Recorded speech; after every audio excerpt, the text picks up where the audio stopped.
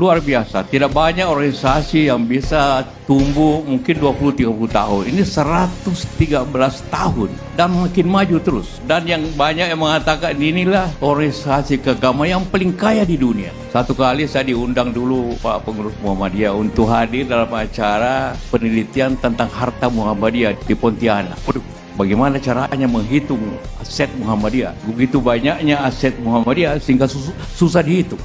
Jadi semangat ini harus disertai dengan semangat entrepreneur yang kuat dari Muhammadiyah. Tanpa itu walaupun kita berterima kasih bahwa Muhammadiyah sudah melaksanakan pendidikan yang hebat. Sekolah, pesantren, universitas sudah tadi saya tanya hampir 170. Rumah sakit hampir 200, luar biasa semua. Karena itulah maka semangat ini harus tumbuh. Bahwa kemajuan itu tidak mungkin tanpa semangat kerja keras dan entrepreneur.